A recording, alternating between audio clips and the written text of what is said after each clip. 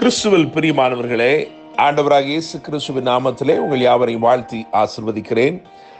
இந்த நாளுக்கென்று தேவன் நமக்கு அருளி இருக்கும் ஜீவ வார்த்தை 1 சாமுவேல் 14 அதிகாரம் 6 வசனத்தின் ஒரு பகுதியாய் இருக்கிறது.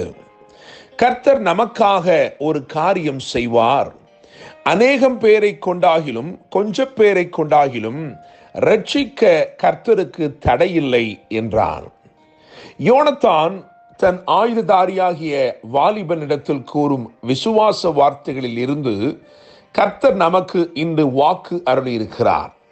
என கேட்கிற தேவனுடைய பிள்ளைகளே, 1 சாமுவேல் 13 அதிகாரம் 22 வசனத்தை கவனிக்கும் பொழுது, யுத்த நாள் வந்தபோது ஆயுதம் இல்லாமல் ஆயத்தம் இல்லாமல் ஒரு தேசம் காணப்பட்ட போது ரட்சிக்க கர்த்தருக்கு தடையில்லை என்று முழக்கமிட்டு முன்னேறி சென்று முழு வெற்றியையும் சுதந்திரித்து கொண்ட யோனத்தானை குறித்து இங்கே வாசிக்கிறோம்.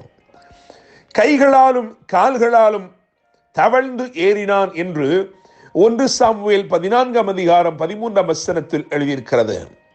தவழ்ந்து ஏறினாலும் தளராமல் ஏறினபடினால் அவன் பெரிய வெற்றியை நிச்சயத்தோடு சுதந்திரித்து கொண்டான்.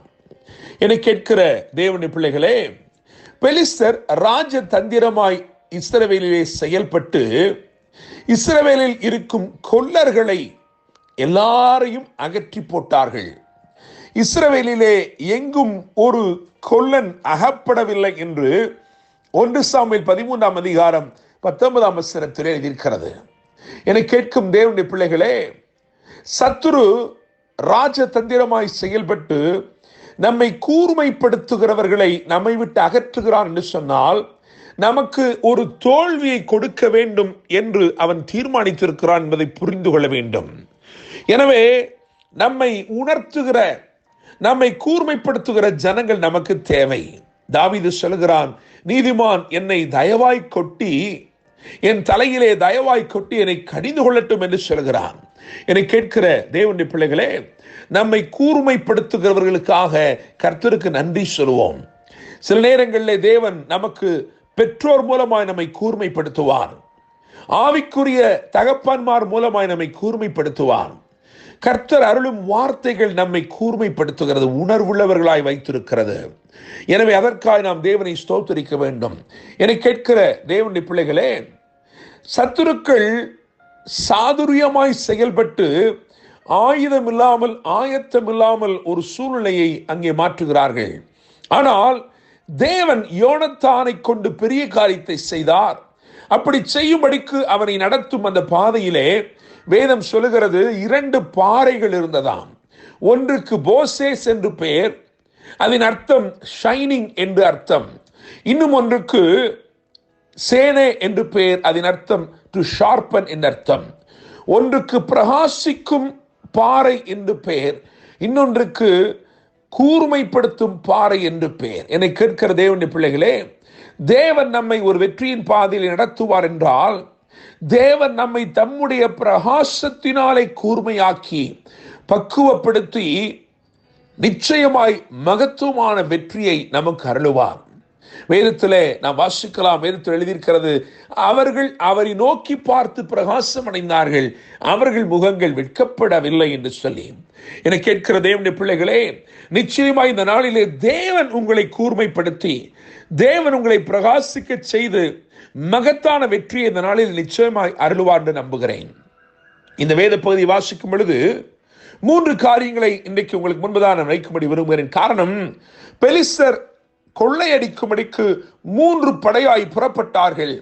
அவர்கள் கொள்ளையடித்த எல்லாவற்றையும் நிச்சயமாய் இந்த யோனத்தானை கொண்டு தேவன் திருப்பிக் கொள்ள செய்தார். அதே போல என்ன கொள்ளையடிக்கப்பட்டவைகள் என்று நாம் இன்றைக்கு தியானிக்க போகிறோம். அவைகள் உங்கள் வாழ்க்கையிலே கொள்ளையடிக்கப்பட்டு இருந்தால் இன்றைக்கு கர்த்தர் உங்களை பலப்படுத்தி, அவரே உங்களை கூர்மைப்படுத்தி, அவரே உங்களை பிரகாசிக்க செய்து நிச்சயமாய் சகலவற்றையும் திருப்பிக் கொள்ளும்படிக்கு தேவன் உங்களுக்கு அருள் செய்வார். முதலாவதாக கொள்ளையடிக்கப்பட்ட முதலாவது அந்த கூட்டம், அந்த கொள்ளை கூட்டம் எவ்விதத்திலே சென்றது, அது என்னத்தை கொள்ளையடித்தது என்பதை ஆவிக்குரிய நிலையிலே உங்களுக்கு விளக்கும்படி விரும்புகிறேன். முதலாவதாக 1 சாமுவேல் 13ஆம் அதிகாரம் 17ஆம் வசனத்தை வாசிக்கும் பொழுது, அங்கே ஒரு படை கொள்ளை கூட்டத்தின் ஒரு படை சுவால் நாட்டுக்கு சென்றது என்று எழுதியிருக்கிறது. ஓப்ரா வழியாய் அது சென்றது என்று எழுதியிருக்கிறது.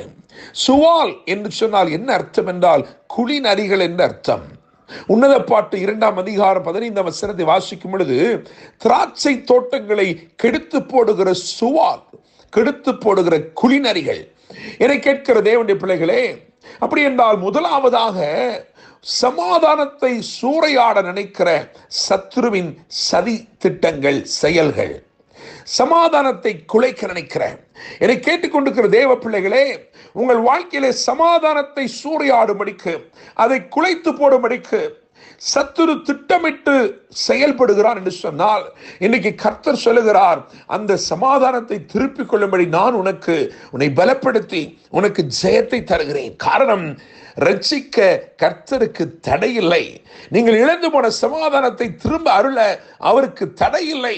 நிச்சயமாய் தேவன் உங்களுக்கு வெற்றி அருளுவார். எனவே சுவால் நாட்டுக்கு அந்த படை சென்றது. அங்கே சமாதானம் சூறையடிக்கப்படுகிறது. அதிலே தேவன் நமக்கு ஜெயத்தை அருளுகிறார். இரண்டாவதாக 1 சாமுவேல் 13ஆம் அதிகாரம் 18ஆம் வசனத்தை வாசிக்கும் பொழுது, அங்கே அடுத்தபடியாய் பெத் அரோன் என்று எழுதியிருக்கிறது. பெத் அரோன் என்று சொன்னால் அது வெறுமையின் வீடு, ஹவுஸ் ஆஃப் எம்டினஸ். என கேட்கிற தேவனுடைய பிள்ளைகளே, நீங்கள் சுதந்தரித்துக் கொண்டவைகளுக்கு விரோதமாய், நீங்கள் சுதந்தரித்துக் கொண்டவைகளை சூறையாடும்படிக்கு சத்துரு செயல்படுகிற கிரியைகள். முதலாவது நான் சொன்ன பொழுது, it was against your peace. இரண்டாவதாக நான் சொல்லுகிறேன், it is against your possession. நீங்கள் எவைகளை சுதந்தரித்து வைத்திருக்கிறீர்களோ அவைகளுக்கு விரோதமான சதிகள், அவைகளுக்கு விரோதமான சத்துருவின் கிரியைகள். ஒருவேளை உங்களுக்கு உரிய எல்லாவற்றையும் அவன் பறித்துக் கொள்ளும்படிக்கு முற்பட்டு செயல்பட்டு கொண்டிருக்கலாம். ஆனால் கர்த்தர் உங்களை பலப்படுத்தி உங்களுக்கு ஒரு பெரிய ஜெயத்தை அருளுகிறார். ரட்சிக்க கர்த்தருக்கு தடையில்லை. மூன்றாவதாக 1 சாமுவேல் 13ஆம் அதிகாரம் 18ஆம் வசனத்தை வாசிக்கும் பொழுது, அங்கே செபோயிம் என்று எழுதியிருக்கிறது. அதன் அர்த்தம் ஆர்டிஸ்டிக் பியூட்டி, அதாவது ஒரு ஓவியனின் அழகான படைப்பு. என கேட்கிற தேவனுடைய பிள்ளைகளே, மனதிலே இருக்கிறதைத்தான் அழகாய் ஓவியன் வெளியே கொண்டு வருகிறான். இது எதற்கு அடையாளமாக இருக்கிறது என்றால், ஒரு ப்ராமிஸ், வாக்கு பண்ணப்பட்டதுக்கு அடையாளமாக இருக்கிறது.